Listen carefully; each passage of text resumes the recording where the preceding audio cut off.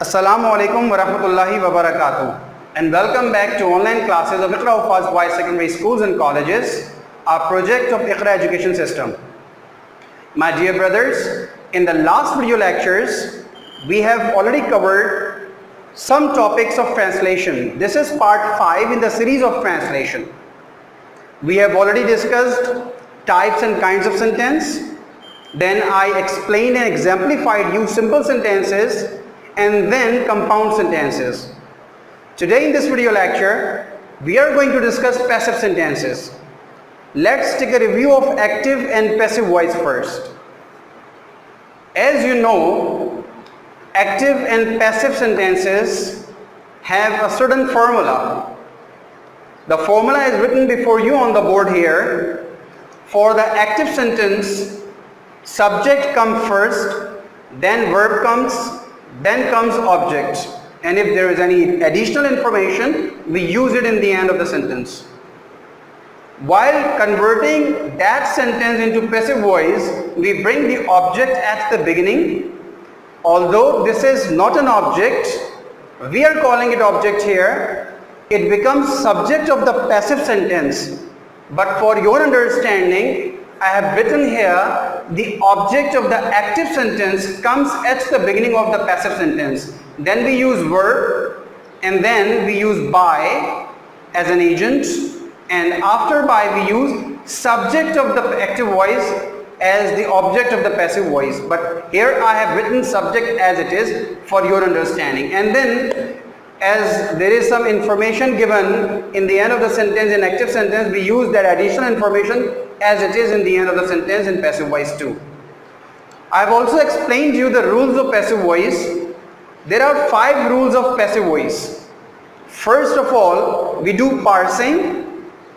What is parsing? I have already explained you in a separate individual lecture on the voices. Probably that was lecture number either 4 or 5. I don't exactly remember. But if you go back, you will retrieve it in your list of videos of this series. So the parsing means identifying subject, verb and object in a sentence, which means subject, doer of action, and object, receiver of action.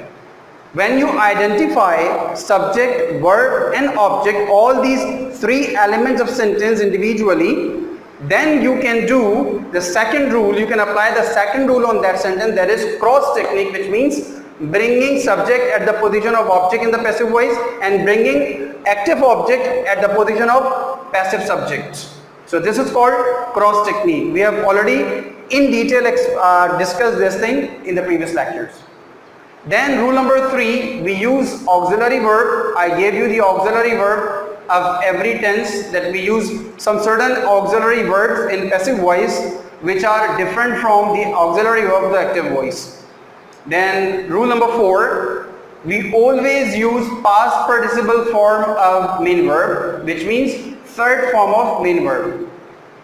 Then rule number 5, we use by as an agent before object of the passive voice, which means the doer. Then I told you the 4 reasons that why we use passive voice. Reason number 1, when doer is understood, doer of action is understood. For example, when we say people eat mango in summer season, it is understood people eat mango. So we won't be using active voice for that. We use passive sentence. Mangoes are eaten in summer season. Then reason number 2, when the doer of action is unimportant.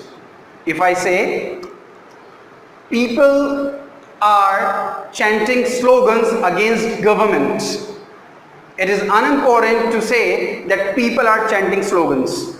What is more important? That slogans are being chanted against the government. Then reason number 3, when the doer of action is unknown, as I exemplified you in that lecture of voices. Somebody has stolen my bike. It is unknown that who has stolen, so we use passive voice for that sentence. My car or my bike has been stolen. Who? Unknown.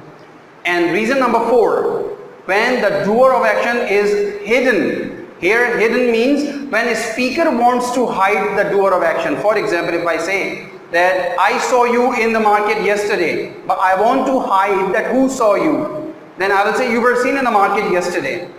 I hope you have clearly understood and you have taken a review of rules and reasons of passive voice, and you have gone through the formula of passive voice also. Let's go through the sentences of passive voice and translate them from Urdu to English. Before we further go ahead and translate passive sentences from Urdu to English, I would like to remind you 4 points to consider while translating a sentence from Urdu to English. On your left hand side on the board you can see there are 4 points written which are to be considered while translating a sentence. Number 1, identify the tense. Number 2, identify the case, either it is affirmative, negative or interrogative. Point number 3, apply the rules of that particular tense. And point number 4, translate the sentence. So we start from the sentence number 1 here on the board. हम मैदान में cricket खेलते हैं. If we identify the tense, this is present simple, and when we identify the case, this is affirmative case. Present simple in affirmative case. Then apply the rules of present simple. We use present form of verb.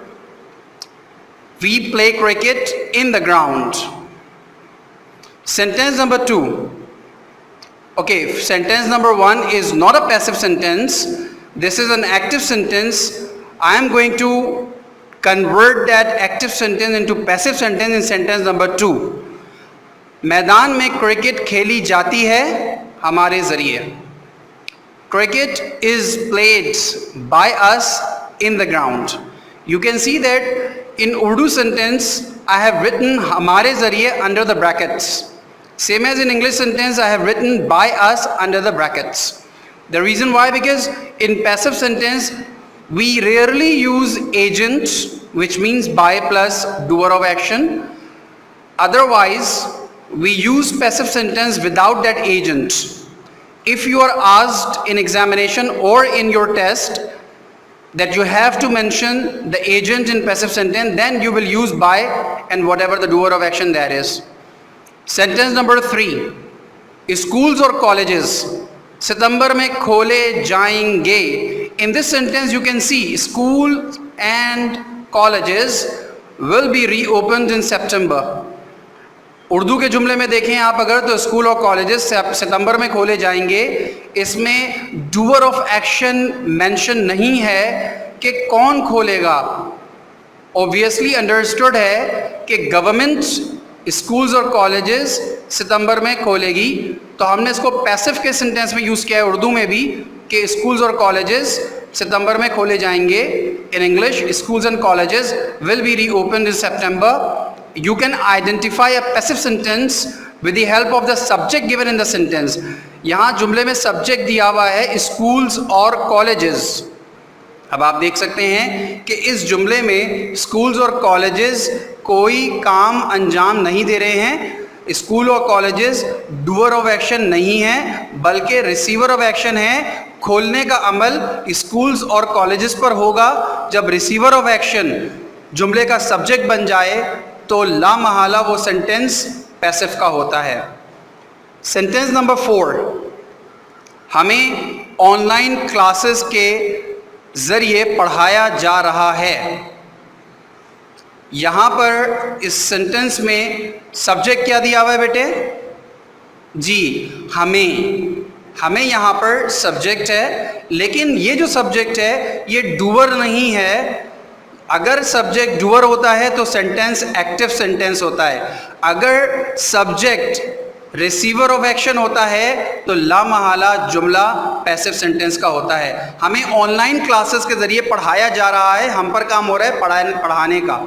पढ़ाया जा रहा है हमें, तो ये passive sentence हो गया. और टेंस आइडेंटिफाई करिए कौन सा है. हमें ऑनलाइन क्लासेस के ज़रिए पढ़ाया जा रहा है. And a continued action in the present. So whenever there is a continued action in the present, that is called present continuous. So this is present continuous sentence. अब जब हम रूल अप्लाई करते हैं तो प्रेजेंट कंटिन्यूअस के passive sentence में हमें पता है we use is being, am being और are being as auxiliary verbs and we always use past participle form of main verb. Main verb क्या है? पढ़ाना, टीच. उसकी पास्ट पार्टिसिपल फॉर्म है taught. So we are being taught through online classes. हमें online classes के जरिए पढ़ाया जा रहा है. सेंटेंस नंबर 5, सड़क की मरम्मत की जा चुकी है. You can identify this sentence. सड़क की मरम्मत की जा चुकी है. सड़क यहाँ पर सब्जेक्ट है और ये सड़क कोई एक्शन परफॉर्म नहीं कर रही, यानी कि सब्जेक्ट डूअर ऑफ एक्शन नहीं है बल्कि सब्जेक्ट पर काम हो रहा है, रिसीवर ऑफ एक्शन है. सड़क की मरम्मत की जा चुकी है तो मरम्मत करने का काम सड़क पर हुआ है, सब्जेक्ट पर हुआ है. जब सब्जेक्ट रिसीवर ऑफ एक्शन है तो लामहला सेंटेंस क्या होगा? पैसिव वॉइस होगा. Very good, excellent. सड़क की मरम्मत की जा चुकी है. Second thing, identify the tense. सड़क की मरम्मत की जा चुकी है. What tense is this? सड़क की मरम्मत की जा चुकी है. Yes, a complete action in the present. This sentence, सड़क की मरम्मत की जा चुकी है, belongs to present perfect. So in English we will apply the rules of present perfect. In present perfect, in passive voice, we use has been or have been as auxiliary verbs. The road is a singular subject, so we will use has been here. The road has been, and third form of repair is repaired. The road has been repaired. सड़क की मरम्मत की जा चुकी है.